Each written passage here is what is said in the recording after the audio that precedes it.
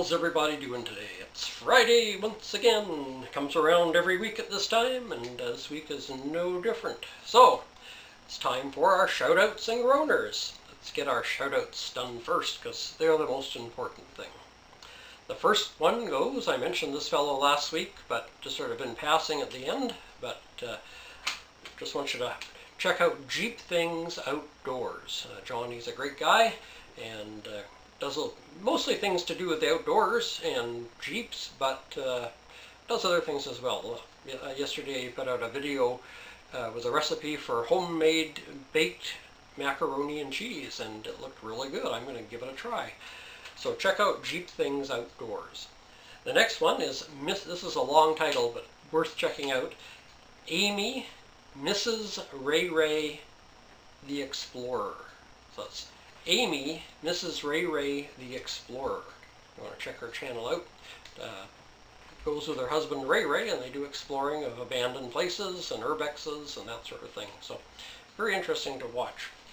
My next one is Bethany Meyer. Bethany does all sorts of interesting things.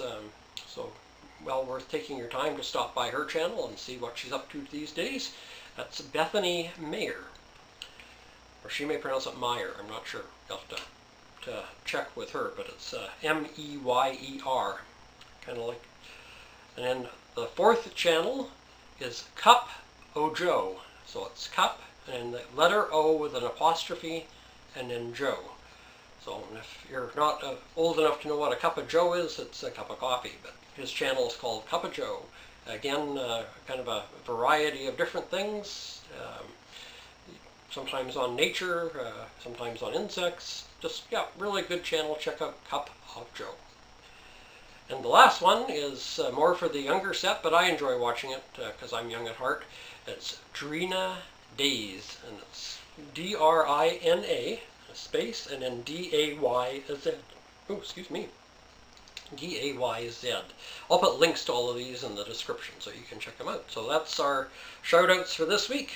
Jeep Things Outdoors, Amy, Mrs. Ray the Explorer, Bethany Meyer, Cup of Joe, and Drina Dayz. Alright, now the moment you've all been dreading for the last 6 days, the Groaner of the week. Well, a gentleman from North America had saved up to do a hiking tour in the United Kingdom and forgot to take his watch. After he got to England, he hummed and hawed about maybe buying a cheap watch for while he was there, and decided, nah, he was on vacation, time wasn't super important, so he wasn't going to worry about it. So he started his hiking tour, and whenever he felt he needed to know the time, he just asked somebody nearby. Well, one day he was out hiking out in the fields and the countryside, and if you want to see more of hiking in the countryside in England, check out Wandering Green Man. That's another one you can check. But anyway, he was out hiking, and suddenly curious, he wondered what the time was, and he saw an old farmer by the edge of a pasture milking a cow.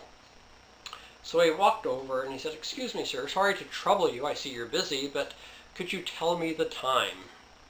Well, the farmer, who had his head resting up against the flank of the cow and was milking, stopped, leaned back, bent over almost double with his head between his knees, put his right hand under the cow's udder, lifted it a little bit, and said, 4:28. The fellow said, "Oh, thank you very much," and carried on his way. And he hadn't gone far when he suddenly thought, wait a minute. He never looked at his watch, or how does he know what time it was? That was weird. So he kind of puts aside, well, I'll have to ask the next person I see. So not just very shortly after that, another person is coming the other way on the path, and he says, "I'm sorry to bother you, could you tell me the time?" Well, the person looks at their wristwatch and says, "It's 4:30. The guy goes, "Wow, well, yeah, that's probably about right. It's been about 2 minutes since I saw that old farmer, so, wow, he was right. That was weird. I got to check this out. It must have just been a coincidence." So instead of carrying on in his route the next day, he backtracks. And nope, doesn't see the farmer there. Sees the cow out wandering around in the field, but doesn't see the farmer. So he goes off and wanders around the countryside in that area and visits the village. And Later in the day, he goes out, and sure enough, there in the same spot is the old farmer, and he's down there milking the cow. The fellow comes up and says, sorry to trouble you again, but could you tell me the time?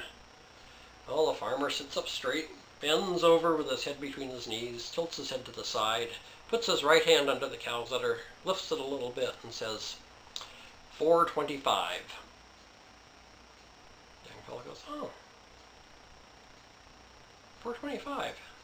Yep, that's what the time is, son, 4:25. He goes, well, I wonder how he does that. And he goes, finally just totally can't stand anymore. He says, I'm sorry, sir, but I have to ask, you're able to tell the time by looking at the cow's udder and feeling it? And the farmer looks at him and says, what are you, some kind of idiot? Of course I can't tell the time by looking at the cow's udder and feeling it. And the young guy says, well, I asked you the time. He said, you bent over, looked at the cow's udder and put your hand under it and then told me the time. And the farmer shakes his head and he says, oh, you fool. He says, if I bend over and lift the cow's udder, I can see the clock on the church tower. Oh, that was so bad, so bad. Next week, just take the day off. You may not want to hear the groaner next week. It might be worse. Anyway, have a fantastic weekend. Get out there, be active, do whatever you love to do, and have a great weekend. God bless you. Stay safe. Take care. And I'll see you on Tuesday for our